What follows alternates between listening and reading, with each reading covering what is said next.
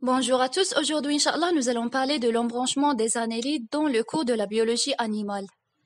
Nous allons commencer par des caractères généraux. Donc, les annélides, ce sont des métazoaires. Métazoaires, ce sont des animaux pluricellulaires. Triploblastiques. Le terme triploblastique signifie les animaux dont l'embryon s'organise en trois feuillets embryonnaires au cours de la gastrulation.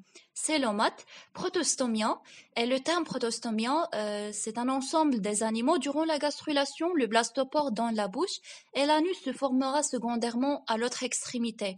Donc, les annélides, ils ont un corps métamérisé possédant une symétrie bilatérale comme vous voyez ici dans la photo et l'appareil circulatoire est différencié. Deuxième point systématique. Donc, on divise les annélides en trois classes. Première classe, classe des polychètes. Donc, nous allons voir la morphologie externe des polychètes. La taille varie de quelques centimètres jusqu'à 3 mètres et le corps comprend trois parties. Première partie, la région céphalique ou ce qu'on appelle prostomium. Cette région porte des appendices sensoriels comme les ures du mental et ses cils et porte aussi des antennes ou bien ce qu'on appelle les tentacules et des palpes. Vous pouvez le voir sur le document ci-dessous. Donc, deuxième partie. Le soma, il commence par un péristomium et entoure la bouche qui s'ouvre légèrement sur la face ventrale et on y trouve 4 cires tentaculaires sur la face dorsale à gauche et à droite. Troisième partie, la région caudale ou ce qu'on appelle pygidium. Le pygidium porte un anus en position terminale et de grands cires, comme vous voyez ici dans la photo. Donc, deuxième point, nous allons parler de la nutrition et l'appareil digestif des polychètes. Certains polychètes sont carnivores ou herbivores, donc l'appareil digestif des polychètes commence par une bouche qui porte intérieurement une trompe. Cet appareil se continue par une cavité buccale avec des glandes salivaires, puis un oesophage, un intestin qui débouche à l'extérieur par un anus au niveau du pygidium. 3. Reproduction et développement des polychètes. Donc les polychètes sont, pour la plupart, gonochoriques. Gonochoriques, ce sont des individus qui sont soit mâles, soit femelles. Donc, deuxième point, les organes génitaux ne sont pas bien différenciés et les sexes sont généralement séparés et la maturité sexuelle s'accompagne de modifications morphologiques comme changement de couleur et comportementales. C'est ce qu'on appelle la métamorphose ou bien épitokie. L'animal ainsi métamorphosé est appelé épitoque ou bien épigamie, mais l'animal immature est appelé forme atoque. Donc après la reproduction, les mâles meurent. La plupart des espèces sont ovipares. Le terme ovipare signifie des animaux qui naissent à partir d'un œuf pondu par la femelle. Donc comme j'avais dit, la plupart des espèces sont ovipares, mais quelques-unes sont vivipares. Et finalement, la segmentation de l'œuf aboutit à une larve trochophore. Et le terme larve trochophore signifie une larve microscopique planctonique qui dérive de la gastrula. Chez les polychètes, il peut aussi exister une multiplication asexuée qui est présente sous diverses modalités. Donc on parle de gémiparité, il y a formation de bourgeons qui, chacun donneront un individu adulte.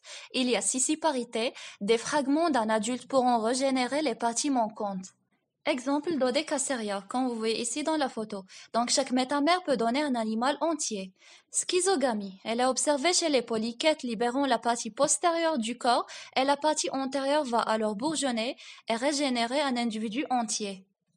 Classe des oligochètes. Donc nous allons voir la morphologie. La taille des oligochètes est variable, c'est-à-dire de quelques centimètres à 3 mètres dans certains cas.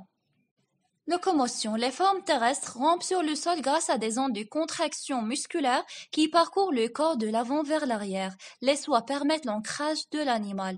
Et pour les formes aquatiques, peuvent être fixées dans des tubes muqueux, dont le sédiment, bien ce qu'on appelle vase, ou ramper ou encore nager en pleine eau. 3. Nutrition des oligochètes. Donc nous allons parler des terricoles ou bien les formes terrestres. Ils se nourrissent soit des débris végétaux, soit de l'humus.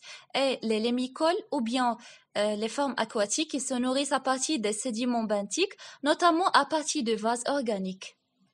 Et pour la reproduction des oligochètes, un épicissement du tégument portant sur plusieurs métamères qui est le clitellome, riche en cellules à mucus.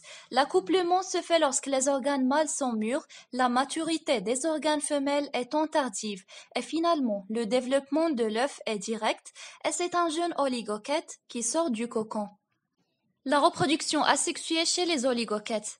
Donc, elle est surtout fréquente chez les limicoles et pratiquement absente chez les terricoles. Chez les limicoles, lorsque le nombre de métamères dépasse un certain seuil, l'individu se coupe en plusieurs schistozoates, généralement par scissiparité. Et puis finalement, nous allons parler des akètes, locomotion. Les akètes peuvent se déplacer par mouvement d'arpentage en fixant la ventouse postérieure près de la ventouse antérieure, puis en détendant le corps.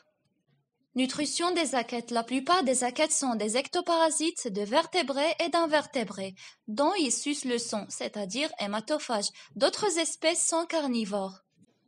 Reproduction des akètes. Il n'y a pas de reproduction asexuée, elle est uniquement sexuée. L'accouplement peut se faire soit par implantation de spermatophores dans la paroi du conjoint, c'est-à-dire on parle de fécondation hypodermique, soit par introduction du pénis dans le vagin de l'autre, autrement dit fécondation unilatérale. Et finalement, le développement de l'œuf est direct et c'est un jeune akète qui sort du cocon.